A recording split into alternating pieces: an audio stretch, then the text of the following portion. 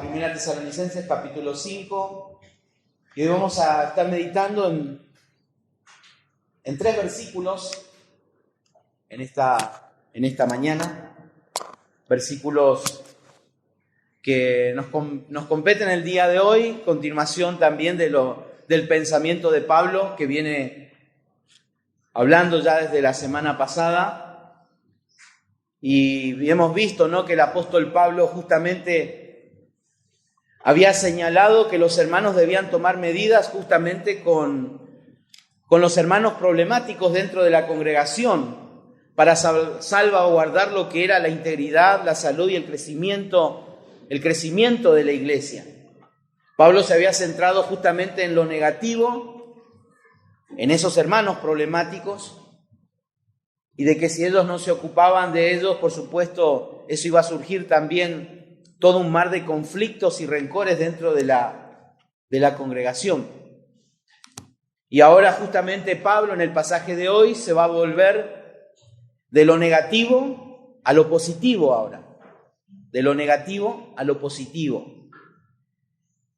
Y dice el versículo 16, 17 y 18 de la palabra de Dios: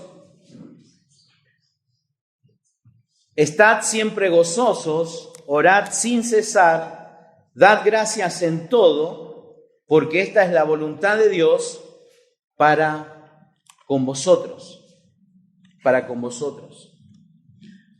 En vez de decirles ahora el apóstol Pablo a estos hermanos de ocuparse de los problemáticos, ahora les va a exhortar a ocuparse ellos de sí mismos. Y ya que de manera, muchos hermanos esta semana me preguntaron justamente, si estos son los problemáticos, ¿quiénes son los sanos? ¿Quiénes son los no problemáticos? Y ya que fue una pregunta generalizada por muchos, la respuesta está en el capítulo 1 de la carta. ¿Quiénes son estos hermanos sanos? Ahí en el capítulo 1 de 1 Tesalonicenses, justamente Pablo comienza hablando, diciendo, versículo 3, acordándonos sin cesar delante del Dios y Padre nuestro de la obra de vuestra fe, del trabajo de vuestro amor y de vuestra constancia en la esperanza de nuestro Señor Jesucristo. Porque conocemos, hermanos amados de Dios, vuestra elección, pues nuestro evangelio no llegó a vosotros en palabras solamente. Versículo 9, porque ellos mismos cuentan de nosotros la manera en que nos recibisteis y cómo os convertisteis de los ídolos a Dios para servir al Dios vivo y verdadero y esperar de los cielos a su Hijo, el cual resucitó de los muertos, a Jesús, quien nos libra de la ira venidera. Sin lugar a dudas, estos hermanos sanos que podemos ver aquí son los que realmente habían respondido al llamado. Y no solamente estaban sirviendo, sino que también estaban expectantes a una esperanza de que Cristo los iba a venir a buscar. Pero también podemos ver que ellos tenían muy buen testimonio ante las demás personas. Sin lugar a dudas, Pablo en esta misma carta responde: estos son los hermanos que se deben ocupar de los hermanos problemáticos dentro de la congregación. Ahora, es interesante justamente acá porque Pablo va a estar presentando en estos 3 versículos que vimos 3 exhortaciones, en realidad 3 virtudes. La virtud del gozo, la virtud de la intercesión y la virtud del agradecimiento. Y él pide que se caracterice esta iglesia por esto, justamente por estas virtudes. Pero al considerar también estas virtudes podemos ver que hay algunas cosas en común entre ellas. ¿Cuáles son estas cosas en común? Que estas 3 virtudes positivas conducen a que una iglesia sea acogedora, sea amable, sea diferente, edificante. Si realmente estas tres virtudes son manifiestas dentro de la congregación. Por eso Pablo está hablando de esto. Otra de las cosas que podemos ver o factores comunes que encontramos en estas 3 virtudes es que Pablo insiste en que deben ser practicadas constantemente. Fíjense, en estos versículos encontramos, estad siempre, siempre gozosos. Después dice, orad sin cesar. Y luego dice, dad gracias en todo, en todo. Habla de una práctica en todo momento. Y Pablo no va a decir, estén gozosos cuando hay que estar gozosos. Pablo no va a decir, intercedan y oren cuando hay que orar. O estén agradecidos cuando uno tiene que estar agradecido. Pablo dice constantemente, en todo tiempo. Otra de las cosas que también podemos ver aquí a simple vista es que estas tres virtudes parecen ser utópicas, ilusorias. Parece ser que Pablo dice, bueno, Pablo me parece que es muy idealista, muy perfeccionista. Es imposible estar gozoso todo el tiempo, es imposible estar orando todo el tiempo y es imposible estar agradecido todo el tiempo. Y uno se pregunta, ¿de por qué razón? Y porque uno no puede estar gozoso todo el tiempo porque en la vida hay muchos contratiempos, hay muchas adversidades, por lo tanto no podemos estar gozosos siempre. O quizás también uno va a decir, yo no puedo estar orando todo el día porque tengo otras responsabilidades que hacer. Tengo que estudiar, tengo que trabajar, tengo que hacer las cosas de la casa, tengo que estar con mis hijos, tengo que ir a visitar, tengo que hacer discipulado. Entonces es imposible orar todo el tiempo. Y quizás uno va a decir, pero ¿cómo voy a estar agradecido todo el tiempo si a veces también el diablo ahí está metiendo su cola en todas las cosas? ¿Cómo puedo estar agradecido en eso? ¿Cómo puedo estar agradecido cuando he perdido quizás a un ser querido y tengo una enfermedad al Señor? Es imposible, es imposible. Pero aquí justamente Pablo va a hablarnos y va a enseñar aquí y exhortar a los hermanos justamente a que la voluntad de Dios para ellos era vivir una devoción constante. Una devoción constante. Porque una devoción genuina tiene que ver con estas tres virtudes. Con el gozo, la oración y la gratitud. Son marcas distintivas justamente de una vida de devoción, Por lo tanto, usted y yo debemos reconocer que la voluntad de Dios es vivir una vida de devoción constante. Esa es la voluntad de Dios para nosotros. Muchos estamos buscando la voluntad de Dios, ya sea para el ministerio, para la familia, para el trabajo, para nuestros hijos. ¿Con quién me voy a casar? ¿Tengo que cambiar o no este trabajo? Bueno, antes de descubrir cuál es esa la voluntad de Dios, hay voluntades que son de suma importancia para nuestras vidas.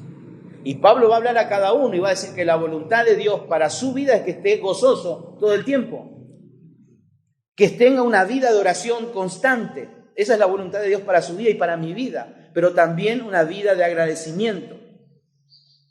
Por lo tanto, en esto consiste una vida de devoción constante.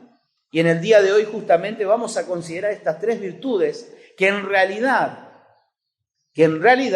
son hábitos piadosos de cristianos maduros.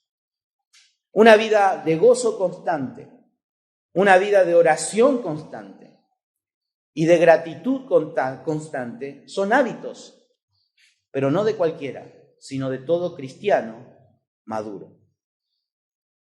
Sin dudas, los cristianos sanos son estos, los que tienen estos hábitos de orar sin cesar, de estar gozosos en todo tiempo y ser agradecidos en todo tiempo,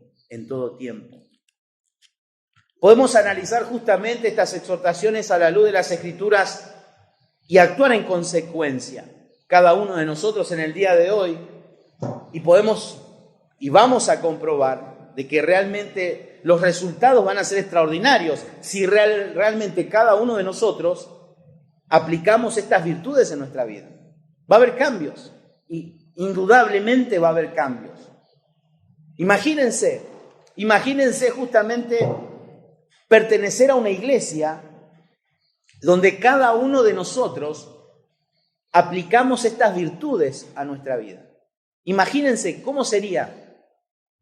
Creo que el primer resultado que podríamos comprobar todos es que estaríamos expectantes de la próxima reunión.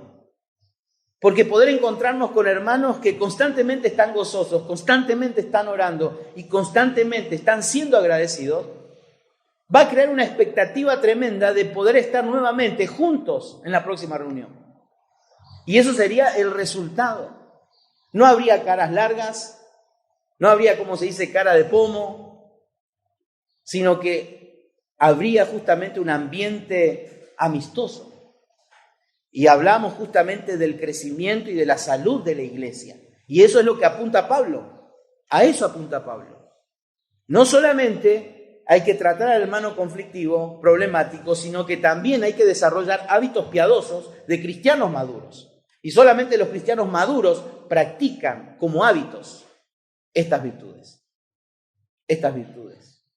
Y vamos a considerar la primera virtud en esta mañana, y es el gozo. Dice el versículo 16, estad siempre, siempre gozosos.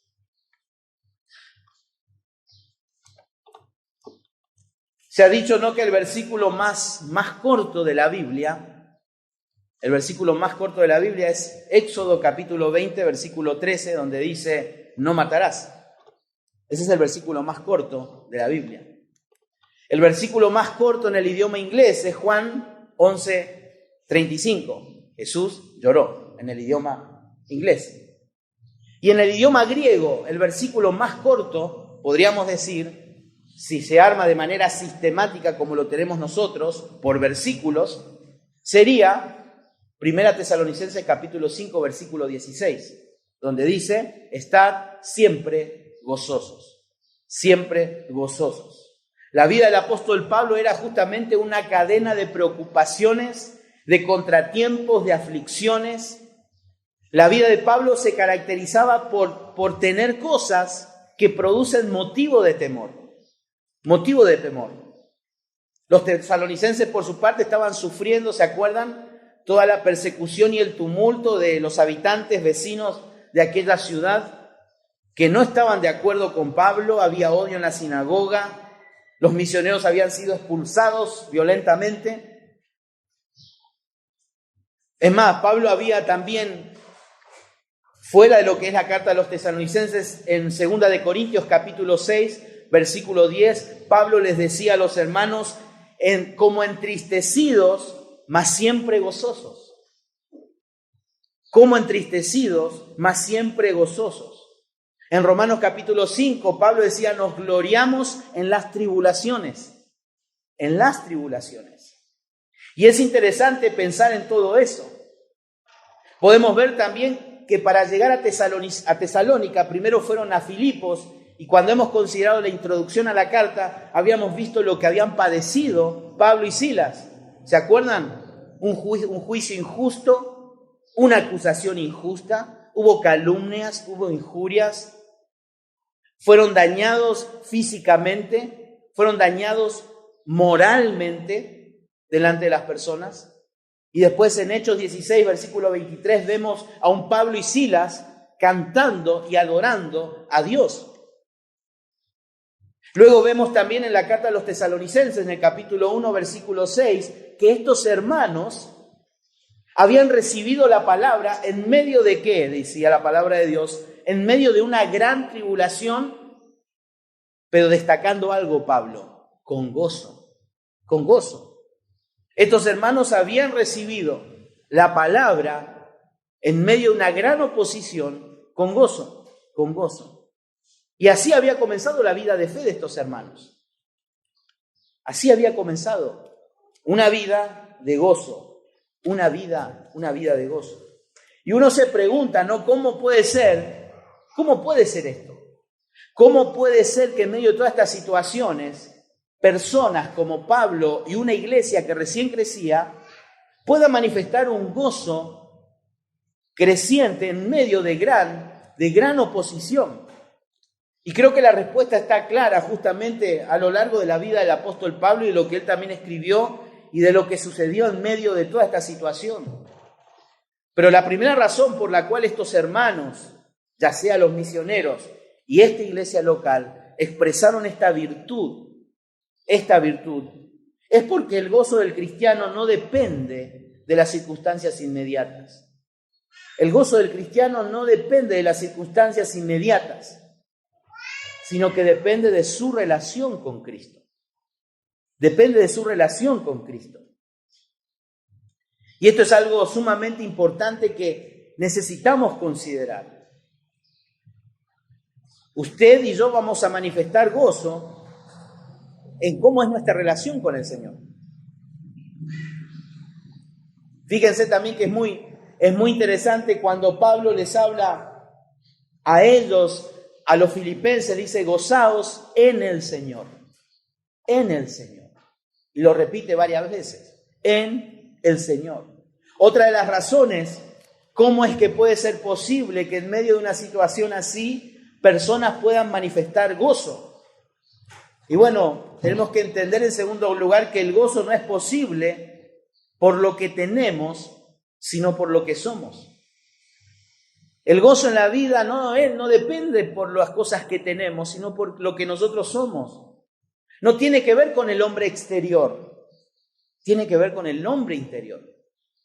Tiene que ver con eso, tiene que ver con el carácter de la persona y más explícitamente por la obra del Espíritu Santo en nosotros. Por eso dice que es un fruto del Espíritu, es un fruto del Espíritu. Algunas personas son quejosas aún teniendo salud, teniendo confort, teniendo bienes, teniendo bienestar, teniendo comodidad, y aún así son quejosas. Y hay personas sencillas, humildes, que padecen de situaciones y aún de necesidad y manifiestan esta virtud en su vida, gozo, gozo. Y nosotros como cristianos podemos experimentar pruebas y adversidades, pero el gozo justamente no se produce por la ausencia de esas circunstancias o de esas adversidades. El gozo es producto del carácter de Cristo que se va formando en mí a través de la obra del Espíritu Santo en cada uno de nosotros. Por eso el gozo no es algo que las circunstancias deben producir en mí, sino es una obra exclusiva de Dios a través del Espíritu Santo, formando a Cristo en nosotros. El fruto del Espíritu es un retrato, una imagen de lo que es la persona de Cristo. Y dice que uno de los frutos es el gozo. ¿Por qué personas pueden padecer y aún disfrutar del gozo? Bueno, por la relación que tienen con Cristo, pero también por el hecho de lo que ellos son. Pero también, en tercer lugar, el gozo del creyente no depende de situaciones físicas transitorias, sino de realidades espirituales permanentes. Fíjense conmigo en 2 de Corintios capítulo 4. 2 de Corintios capítulo 4.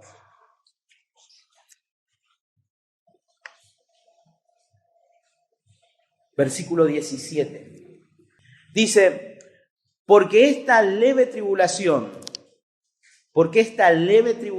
momentánea produce en nosotros un cada vez más excelente y eterno peso de gloria. Pablo aquí, sin lugar a dudas, en medio de toda esta carta, le escribe para alentarles a los hermanos en estas situaciones difíciles y les dice: ¿por qué esta leve tribulación momentánea? En otras palabras, se puede traducir esto: una aflicción, una adversidad fugaz, rápida. Y dice que esta aflicción fugaz, rápida, produce. Esta palabra produce era un término que se utilizaba en la agricultura, que quería decir justamente cultivar, preparar la tierra. Lo que Pablo está diciendo aquí es que estas aflicciones leves, fugaces, sirven para preparar un terreno, preparar nuestra vida. ¿Para qué? Justamente, y dice el versículo, ¿qué produce en nosotros? Un cada vez más excelente y eterno peso de gloria. Cuando dice aquí justamente más excelente, habla de algo extraordinario en sobreabundancia. El estado de tener extremadamente más de lo necesario. Más de lo necesario. Esta aflicción fugaz, momentánea, quiere cultivar nuestra vida, preparar nuestra vida para recibir bendiciones en nuestra vida, obra de Dios en nuestra vida, mucho más de lo que necesitamos. El objetivo de Dios es prepararnos mucho más de lo que nosotros creemos que debemos estar preparados. Y eso es la gracia y la misericordia de Dios en medio de toda esta situación. Debemos saber que no somos llamados a sufrir en vano, sino que las aflicciones sirven bajo la providencia divina para adelantar el proceso ¿de qué? De nuestra santificación. De nuestra santificación. Y es interesante porque Dios quiere darnos mucho más de lo que nosotros creemos que necesitamos. De una manera superlativa, superabundante, que desborda. Tristemente, a veces nosotros en medio de las aflicciones nos sentimos los pobrecitos. Vivimos haciéndonos víctimas en toda situación. Fíjense, leamos, y es interesante cómo Pablo lo argumenta. Primera de Corintios capítulo 10, versículo 13. Dice, no os ha sobrevenido ninguna tentación que no sea humana, pero fiel es Dios que no os dejará ser tentados más de lo que podéis resistir, sino que dará también juntamente con la tentación la salida para que podáis soportar. Fíjense, Dios no va a permitir que ni usted ni yo seamos tentados ni probados, mucho más, dice, de lo que podemos soportar. Pero si soportamos, ¿qué dice la palabra de Dios? En 2 de Corintios, dice que Él nos va a dar mucho más de lo que necesitamos. Mucho más de lo que necesitamos. Fíjense, Filipenses capítulo 4, versículo 4. Regocijaos en el Señor siempre, otra vez os digo, regocijaos. Vuestra gentileza sea conocida de todos los hombres, el Señor está cerca, por nada estéis afanosos, sino sean conocidas vuestras peticiones delante de Dios en toda oración y ruego en acción de gracias, y la paz de Dios, que sobrepasa todo entendimiento, guardará vuestros corazones y vuestros pensamientos en Cristo Jesús. Aquí entra la paz de Dios y está muy relacionada con el gozo. No puede haber gozo sin paz. Y en medio de las situaciones, de las necesidades y las aflicciones, cuando nosotros hacemos las cosas como la debemos hacer correctamente, vamos a disfrutar de esa paz de Dios que sobrepasa todo entendimiento. El argumento de Pablo con respecto al gozo que nosotros necesitamos diariamente es que depende de nuestra relación con Cristo, de lo que nosotros somos, pero también de las realidades espirituales permanentes. Y que estas realidades, de esta situación presente, estas aflicciones son fugaces, son pequeñas comparadas con el gran peso de lo que tiene la gloria de Dios para nuestra vida. Y en esto consiste en que Dios nos da mucho más de bendiciones y a veces nosotros nos sentimos pobrecitos. Situaciones difíciles y nos sentimos el pollito mojado. Pobre de mí. Pero Pablo está diciendo, no se compara lo que para nosotros puede ser tremendo, porque Dios ha prometido, no va a permitir que soportemos ni la tentación ni la prueba más de lo que podamos soportar. Pero si soportamos, Pablo nos argumenta claramente en las Escrituras, nos da mucho más de lo que necesitamos. Por eso una persona puede estar satisfecha, contenta, gozosa en medio de una situación difícil. Por lo tanto, la exhortación del apóstol Pablo parece ser así ilusoria, ficticia, pero es muy realista, y va a depender justamente de la capacidad de depender de Dios y descansar en su providencia y la capacidad de creer en las promesas y en la palabra de Dios. ¿Cómo puede ser que hermanos y Pablo en medio de toda esta situación puedan presentar gozo? Fíjense también allí en la carta a los tesalonicenses, en el capítulo 2,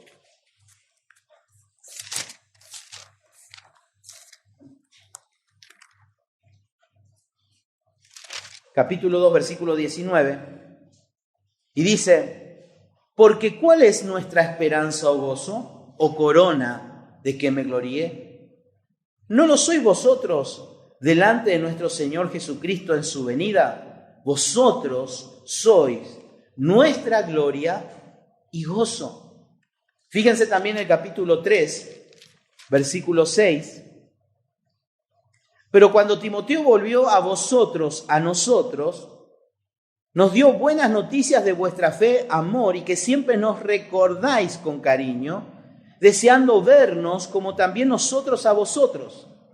Por ello, hermanos, en medio de toda nuestra necesidad y aflicción, fuimos consolados de vosotros por medio de vuestra fe, porque ahora vivimos si vosotros estáis firmes en el Señor. Por lo cual, ¿qué acción de gracias podemos dar a Dios por vosotros? Por todo el gozo con que nos gozamos a causa de vosotros delante de nuestro Dios. ¿Por qué Pablo pudo experimentar gozo en medio de toda esta situación? Esto es claro, porque la comunión de los unos con los otros reforzaba eso. Pablo se sentía gozoso porque había algo que le unía a sus hermanos. Y la comunión cristiana es algo que refuerza el gozo del creyente. El saber que otros están orando por uno cuando está pasando situaciones. Saber que uno puede sentir el apoyo cuando uno está débil. Y eso produce gozo. ¿Por qué Pablo experimentó el gozo? ¿Por qué esta iglesia experimentó el gozo? Y por la relación que tenían en Cristo, por lo que ellos eran, por las bendiciones espirituales permanentes que ellos tenían. También por la comunión que tenían con sus hermanos. También se puede ver y se puede aprender que el gozo del cristiano fluye justamente por la certeza que uno obtiene de Dios, de quién es Él, Fíjense en el libro de los Salmos, capítulo 16. Salmos capítulo 16, versículo 11.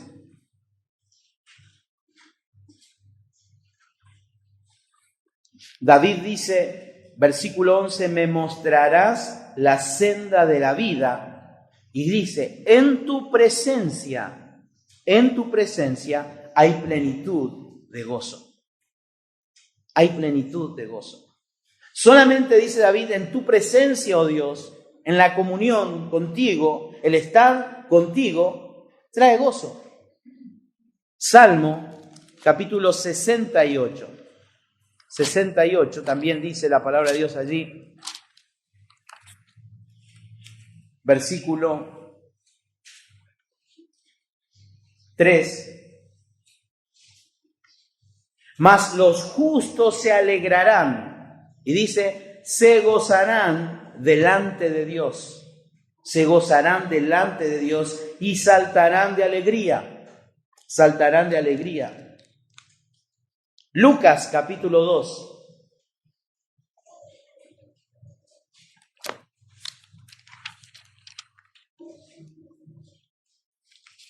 Versículo 10.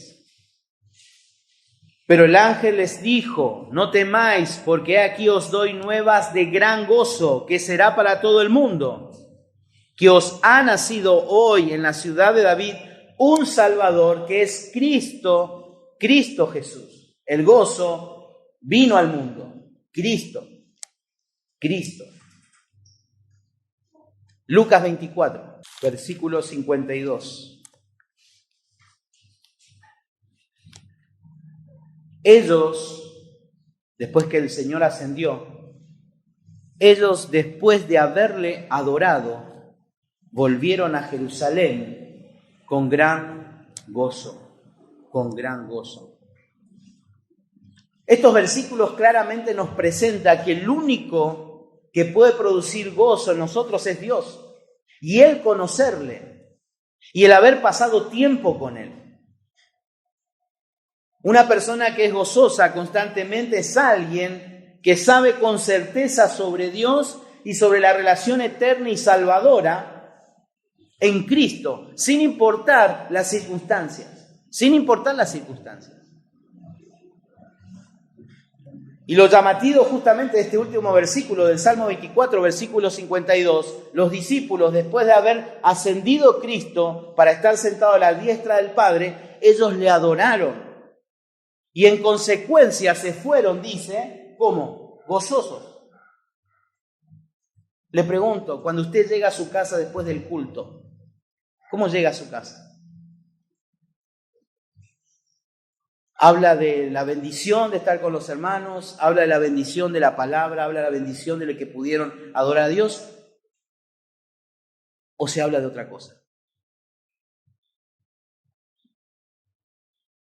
A la luz de las Escrituras, el gozo viene en consecuencia de estar con el Señor. Podemos venir a la iglesia, pero no estar con el Señor. Por eso el culto, la casa del Señor, es en el día del Señor, para su adoración. Es verdad, venimos con problemas, con situaciones en la cabeza, problemas en la familia, las visitas que tendremos, lo que vamos a comer. Pero el Señor pide simplemente 2 horas para centrar todo nuestro pensamiento y todas nuestras emociones en Él. Y no cabe duda que va a haber consecuencias. Los discípulos lo experimentaron. Gozo.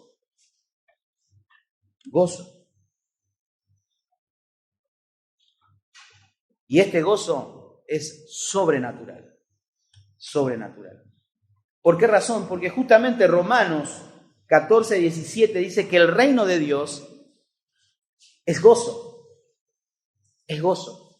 La esfera, ese combo de la salvación que tenemos en Cristo, de experimentar desde ya el reino de Dios en nuestra vida y en un futuro un reino físico lleno de bendiciones, ese combo tiene hoy gozo constante. Por eso es una obra sobrenatural del Espíritu Santo. Por eso Pablo tenía gozo y estos hermanos disfrutaban del gozo constante en medio de todas estas situaciones. Y Pablo les dice, en cierto modo, estén gozosos constantemente, siempre estando gozosos, así como lo están. Eso es lo que Pablo está exhortando a estos hermanos. Para vivir una vida de devoción, porque esa es la voluntad de Dios para nuestra vida. Y es una obra del Espíritu Santo en nosotros. Una obra. Porque dice que el Espíritu Santo es que va produciendo a Cristo en nosotros. ¿Dónde? En nuestro hombre interior. Y eso es lo que conocemos con nuestra santificación progresiva.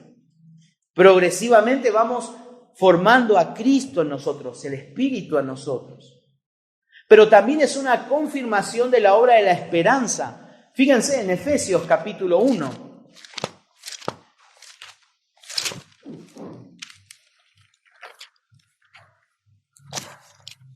Efesios capítulo 1, versículo 14.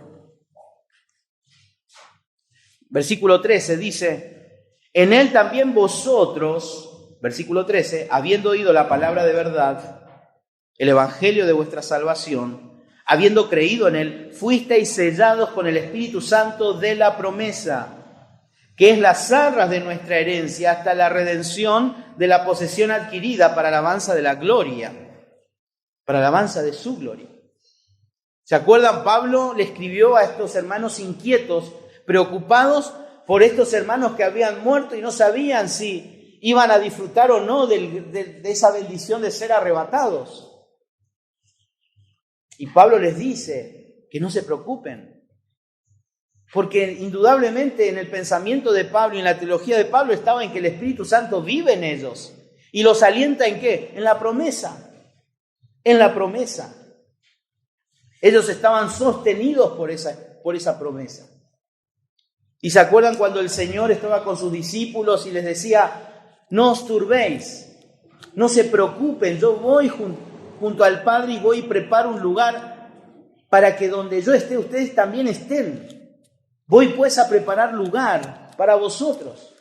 Y en el versículo 22 del capítulo 16 de Juan dice, también vosotros ahora tenéis tristeza, viniendo el Señor hablando de esa tristeza, de que Él los iba a dejar, les dice, pero os volveré a ver y se gozará vuestro corazón y nadie os quitará vuestro gozo. Vuestro gozo. Por eso estos hermanos podían tener gozo en medio de toda esta situación difícil, por el hecho de que la obra que se produce en cada uno es sobrenatural. Es del Espíritu Santo. Y tenemos que confesar, hermanos, que somos más hermanos tristes y derrotados que hermanos como Pablo presenta en medio de todas estas situaciones difíciles que podemos pasar particularmente. Por eso allí la frase de Pablo cuando dice, estad siempre gozosos, quiere decir, alégrense en todo momento, en todo momento. Y enfatiza que los cristianos gozosos de verdad siempre tendrán una confianza profunda, arraigada en el amor de Dios, en su poder a favor de los suyos y en su providencia que obra todas las cosas de acuerdo a su plan perfecto. Estad siempre gozosos. Ese gozo no lo producimos nosotros. ¿Se acuerdan? Nehemías capítulo 8, versículo 10 decía, el gozo del Señor es nuestra fortaleza. Es nuestra fortaleza. Es del Señor. Es una obra del Espíritu en nosotros. Usted puede estar al lado de un cajón con un ser querido muriendo y estar triste y llorando, pero sentir en el corazón gozo. Gozo. Porque es una obra del Espíritu. Y esto no consiste en estar gozosos, venir a la iglesia con una careta. Venir con una careta y aparentar que todo está bien, porque somos especialistas en eso. Aparentar que está todo bien, pero está todo mal.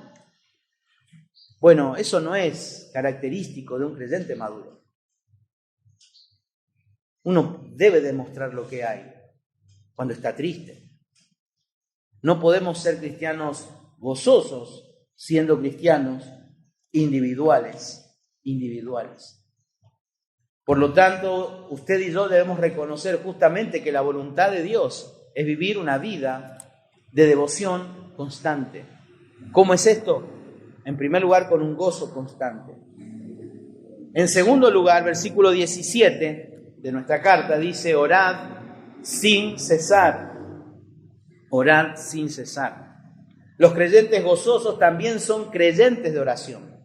Los creyentes gozosos son creyentes de oración. A esto podemos también fundamentar con lo que el apóstol Pablo dice en Romanos 12:12.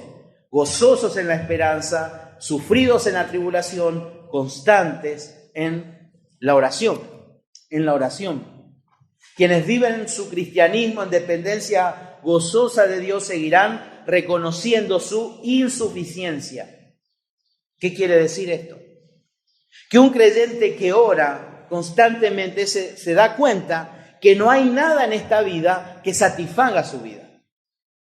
Un creyente que vive una vida de oración constante es alguien que sabe que en esta vida, en este mundo, no hay cosa, no hay persona, no hay lugar, no hay confort que pueda satisfacer nuestra vida, que solamente satisface Jesús, como hemos cantado, solo en Jesús. Cuando comenzamos a ver que nuestra vida necesita de cosas, de personas, de ámbitos, vamos a vivir una vida insatisfecha. Insatisfecha. ¿Y sabe por qué? Porque el ser humano es un ser insatisfecho. Salomón en toda su sabiduría dice en Proverbios, los ojos del hombre nunca están satisfechos de ver. Si los ojos del hombre nunca están satisfechos de ver, ¿qué pensar de nuestro corazón, de nuestra carne, de nuestros sueños, de nuestros anhelos?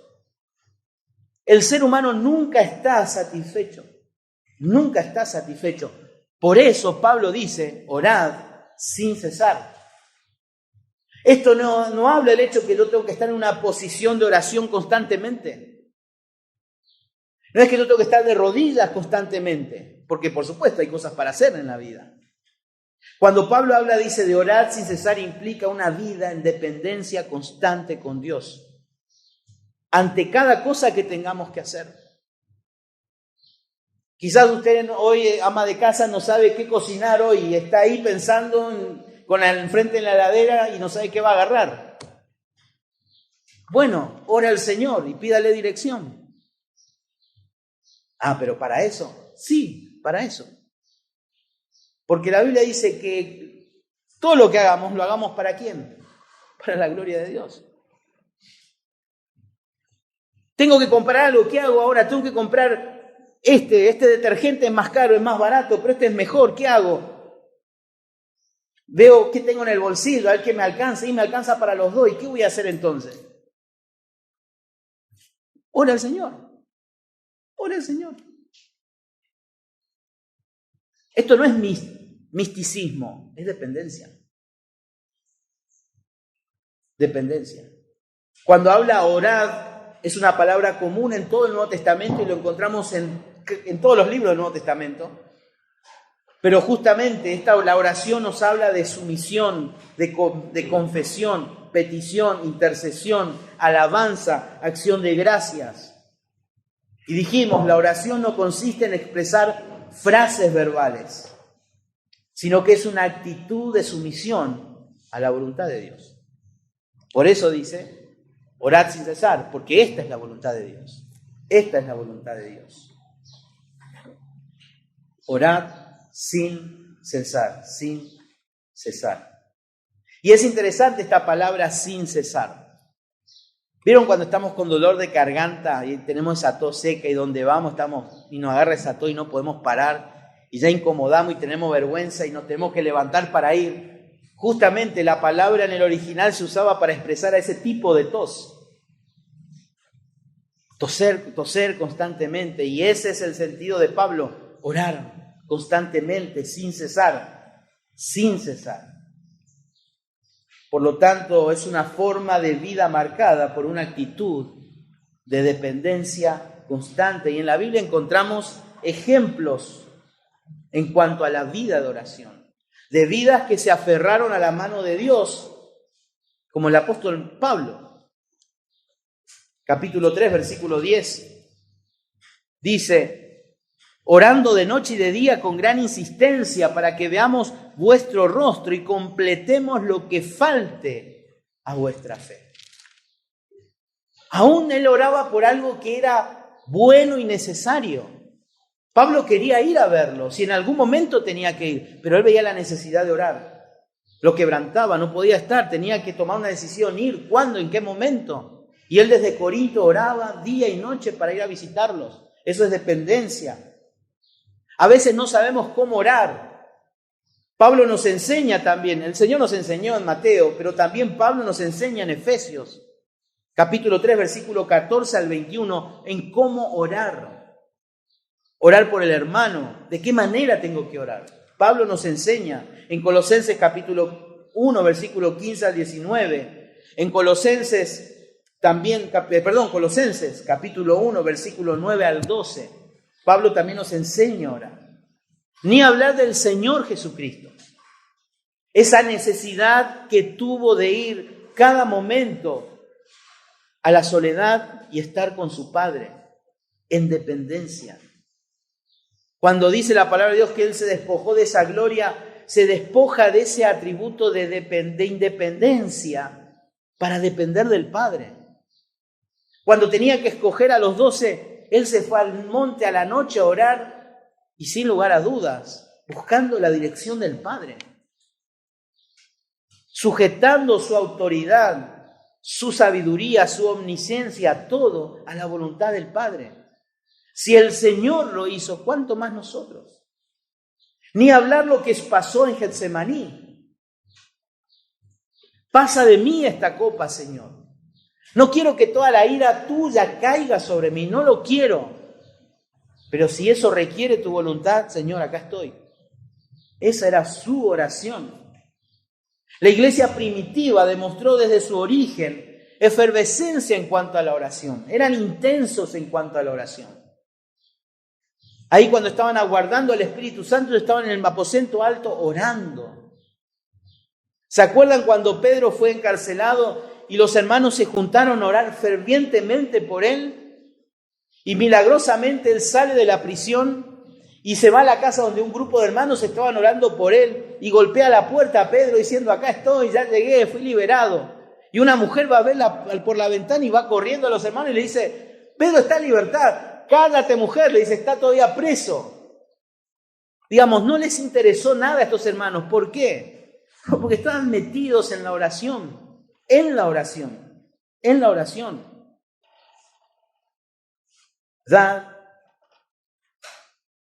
Orar sin cesar. Y muchas de las otras epístolas paulinas vamos a encontrar justamente que indican la importancia de la oración. Acabamos de citar Romanos 12:12.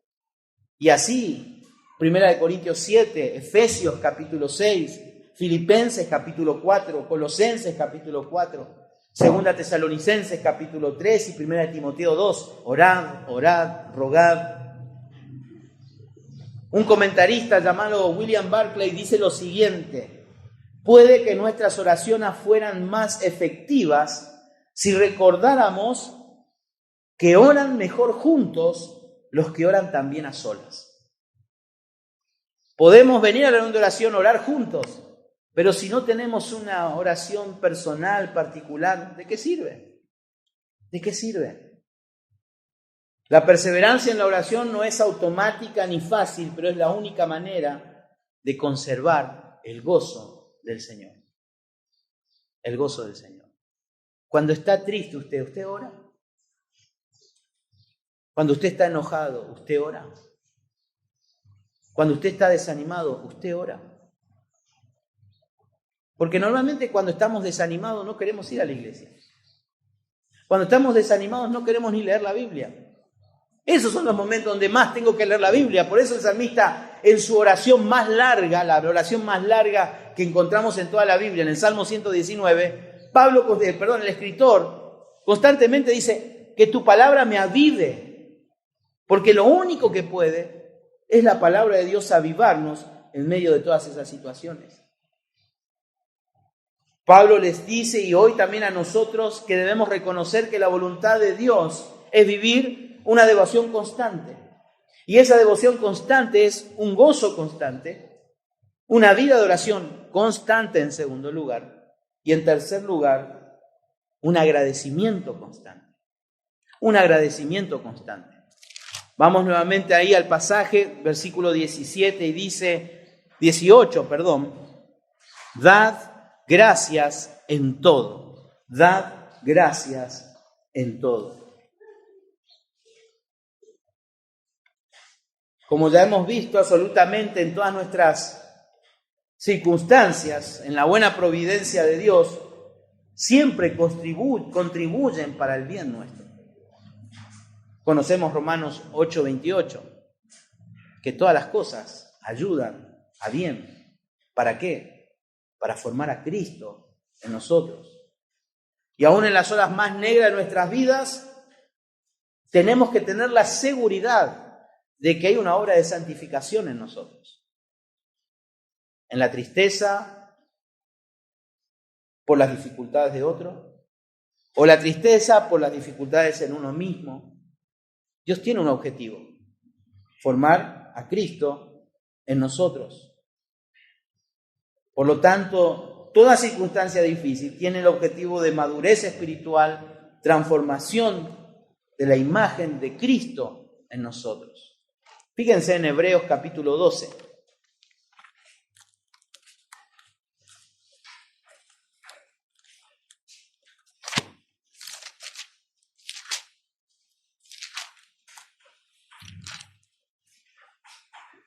Hebreos capítulo 12, versículo 11.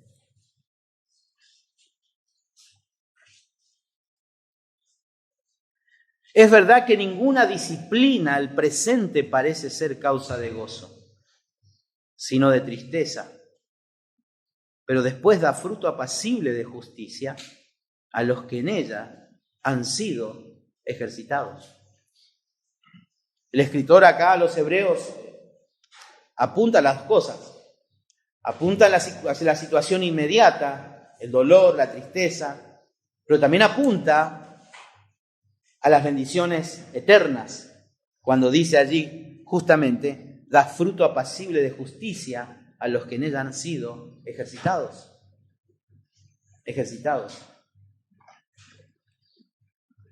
Por lo tanto, no existe razón por la que no podemos dar gracias a Dios en todo. Necesitamos ser agradecidos. Le pregunto, ¿usted agradeció a Dios hoy por haberse despertado? ¿Agradeció a Dios usted porque hoy tuvo que ponerse para venir a la iglesia? ¿Agradeció porque Dios le dio salud a usted para venir hoy? Romanos capítulo 1. Leemos, por favor, versículo 21, hablando de la culpabilidad del ser humano, dice: pues habiendo conocido a Dios, no le glorificaron como a Dios, ni le dieron gracias, sino que se envanecieron en sus razonamientos y su necio corazón fue entenebrecido. Una vida desagradecida es señal de una vida no regenerada. Eso es lo que Pablo está diciendo acá. Alguien que no tiene como hábito el agradecimiento en su vida, es lo que dice acá, o usted que lee acá. Una de las características de una persona regenerada es la actitud de agradecimiento. El Señor nos mostró, ¿se acuerdan cuando Él sanó a los leprosos? Vino uno solo, y la obra de Dios en su vida. Porque eso es vida de agradecimiento. Por eso usted viene al culto. No porque tiene que venir, sino porque tiene que estar agradecido a Dios por darle la vida. Y aquí cuando dice justamente en todo, se refiere a todo lo que ocurre en la vida. No importan las luchas, las pruebas, dificultades o vicisitudes que ocurren en la vida de los cristianos, por supuesto con la excepción de nuestras malas decisiones, de nuestro pecado, debemos dar gracias a Dios. Y es más, agradecerle a Dios por las cosas que no nos da. Y creo que ese es el punto más difícil para nuestra vida. Cuando pedimos al Señor algo y Él no lo da. Y estamos enojados y le reprochamos a Dios. Y a veces estamos con la expectativa y decimos, no, seguramente el Señor no me quiere dar ahora. Cuando en realidad no lo sabemos, el Señor directamente no nos quiere dar.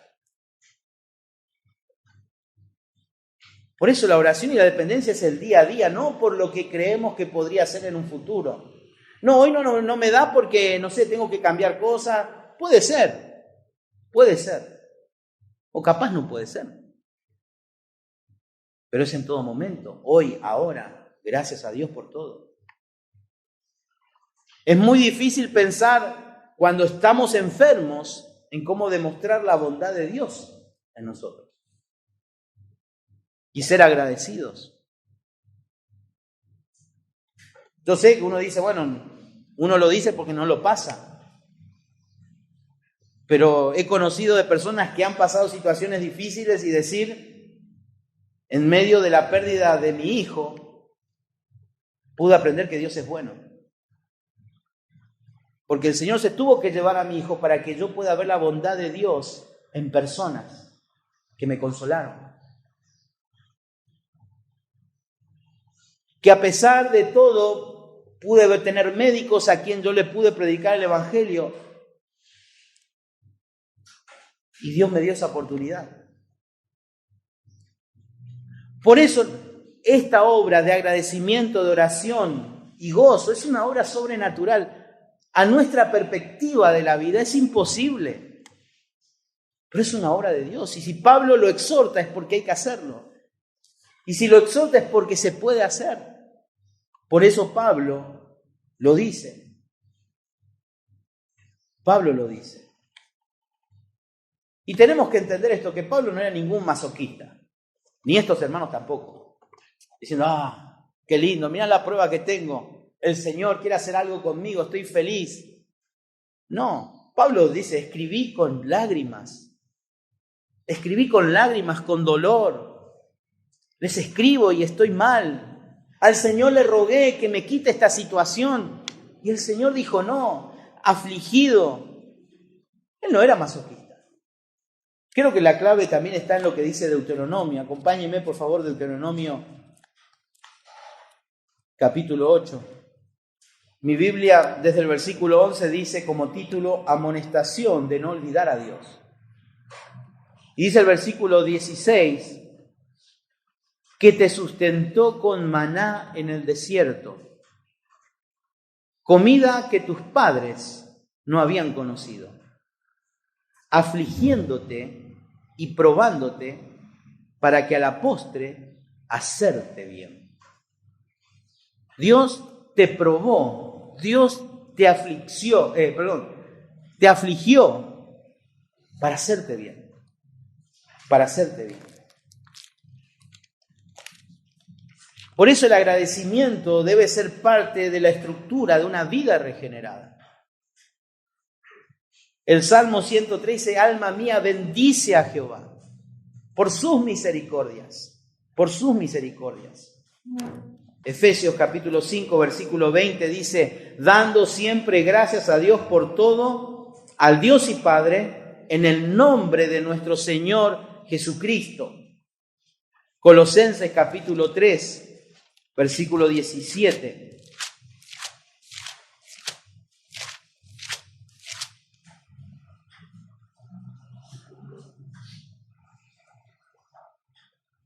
Y todo lo que hacéis, sea de palabra o de hecho, hacedlo todo en el nombre del Señor Jesús, dando gracias a Dios Padre por medio de Él. Por medio de Él. Y es solamente en Cristo. Y es un fruto justamente de la obra del Espíritu Santo en el corazón del creyente. Fíjense en la misma carta, Colosenses 2:17.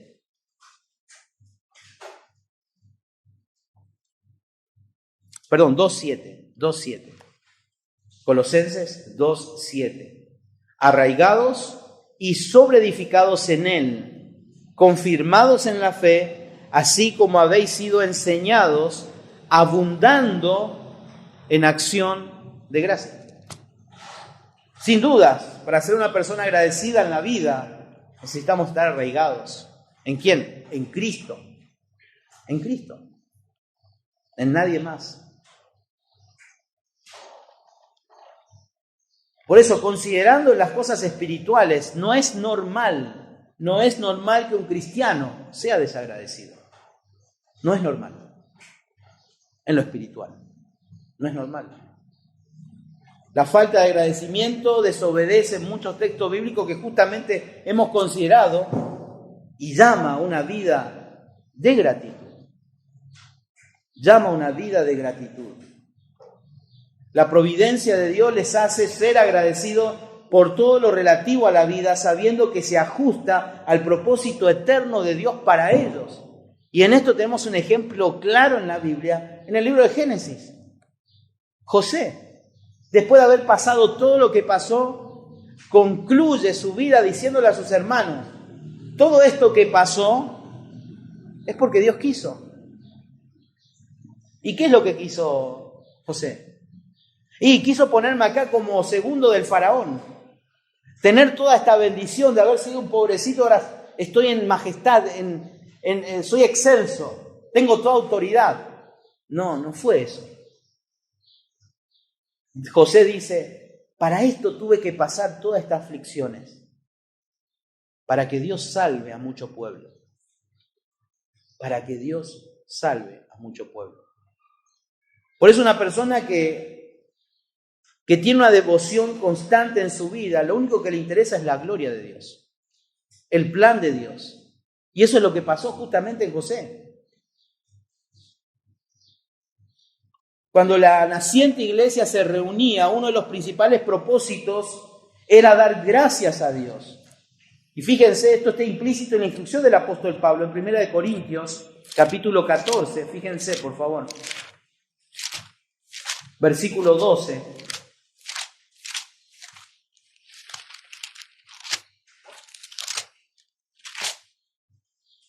Así también vosotros, pues anheláis dones espirituales, procurad abundar en ellos para edificación de la iglesia. Por lo cual el que habla en lenguas extraña, pida en oración poder interpretarla. Porque si yo oro en lengua desconocida, mi espíritu ora, pero mi entendimiento queda sin fruto. ¿Qué pues? Oraré con el espíritu, pero oraré también con el entendimiento. Cantaré con el espíritu, pero cantaré también con el entendimiento. Porque si bendecís solo con el espíritu, en el que ocupa el lugar de simple oyente, ¿cómo dirá el amén a tu acción de gracias? Pues no sabe lo que ha dicho, porque tú a la verdad bien das gracias, pero el otro no es edificado. Para que haya una actitud de agradecimiento en toda la iglesia, cada uno debe ser parte de la iglesia. Porque ese es el fin de la iglesia local. Que cada miembro pueda darle gracias. Las otras cartas de Pablo justamente que hemos considerado también recuerdan a los creyentes que expresen su gratitud y así diferenciarse de la cultura incrédula e ingrata que los rodea. Fíjense ahí en Efesios capítulo 5, versículo 3.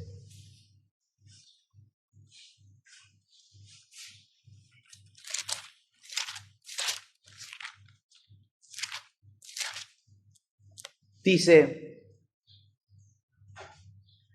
pero fornicación y toda inmundicia o avaricia ni aun se nombre entre vosotros como conviene a santos, ni palabras deshonestas, ni necedades, ni truhanerías que no convienen, sino antes bien acciones de gracias. Es lo que tiene que caracterizar a un creyente. Y sin dudas, capítulo 5, versículos 18 al 20, cuando habla de la llenura del Espíritu Santo, va a hablar que la vida de agradecimiento es consecuencia de estar llenos del Espíritu Santo. E incluso en tiempos de angustia, de temor, de preocupación, de estrés, la actitud de acción de gracias en oración debe caracterizar a los creyentes. Filipenses capítulo 4.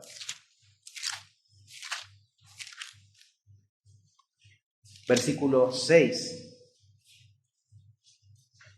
Por nada estéis afanosos, sino sean conocidas vuestras peticiones delante de Dios en toda oración y ruego con acción de gracias. Y la paz de Dios, que sobrepasa todo entendimiento, guardará vuestros corazones y vuestros pensamientos en Cristo Jesús. Pablo aquí cierra la idea y mete todo. Versículo 4, el gozo, la oración y la acción de gracias. Porque no pueden estar separadas esas tres cosas. No pueden. Tienen que estar. Estas son hábitos piadosos de cristianos maduros.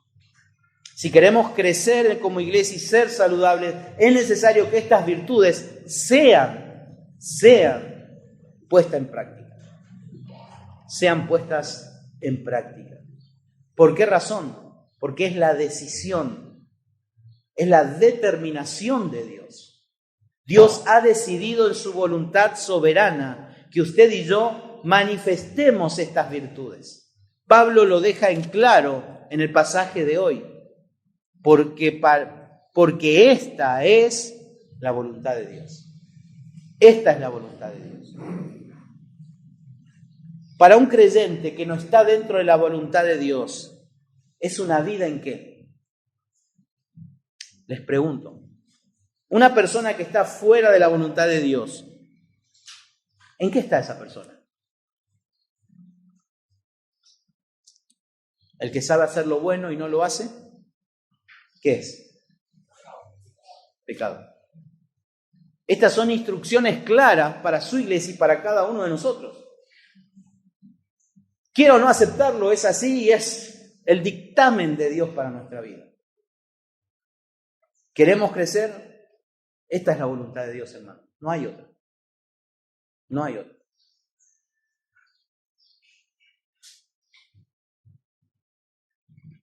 Tenemos que determinar esto. Y sigo pensando en el ejemplo de nuestro Señor, en Hebreos capítulo 12, cuando dice que por el gozo puesto delante de Él, sufrió el oprobio. El gozo, ¿cuál era el gozo? El plan de redención. Concluir lo que la santidad y la justicia de Dios determinaban. Ese era su gozo. Cumplir lo que el Padre le envió a hacer en este mundo. Morir y cargar la culpa del pecador en la cruz del Calvario. El gozo de Él ir a la cruz es pensar de que si yo no voy a esa cruz, no hay esperanza para el ser humano. Si yo no voy a la cruz, la voluntad de Dios no será realizada. El Hijo de Dios no podía pecar. No estaba en su naturaleza pecar. Lo único que estaba era obedecer. Y ese gozo era su obediencia al plan de redención. Al plan de redención. Ese era su gozo. Y Él menospreció todas las cosas. Menospreció la aflicción física, menospreció el ultraje, menospreció la traición, menospreció todo lo que el ser humano le podía llegar a hacer. Todo. Y aún de sus seres más queridos. Todo lo menospreció. ¿Para qué? Para ser obediente a lo que el Padre determinó en la eternidad. Y la pregunta para nosotros hoy es esa. ¿Cuánto estoy dispuesto a cumplir con la voluntad de Dios? Y no estamos hablando de la voluntad de Dios de que usted tiene que consagrarse para hacer el ministerio, sino para tener una vida de gozo, una vida de oración y una vida de agradecimiento. Porque debemos reconocer que la voluntad de Dios es vivir una vida de devoción constante. No cuando me conviene, no cuando quiero, constante, todo tiempo, siempre. Las circunstancias difíciles no son por las cuales nosotros damos gracias. Nosotros damos gracias a los instrumentos que Dios usa para que Cristo sea formado en cada uno de nosotros. Que el Señor bendiga su palabra en esta mañana y oramos a Él. Padre Celestial, te damos gracias, Señor, en esta mañana por abrir tu palabra libremente en este lugar. Las implicaciones, los mandatos están claros a cada uno de nosotros. Sabemos que cada uno de nosotros, Señor, asimilaremos los principios a nuestra vida conforme a las circunstancias que vivimos. Pedimos que tu Espíritu Santo nos quebrante, Señor, para que Cristo sea formado en nosotros. Padre, encomendamos este día en tus manos, en el bendito nombre de Jesús. Amén.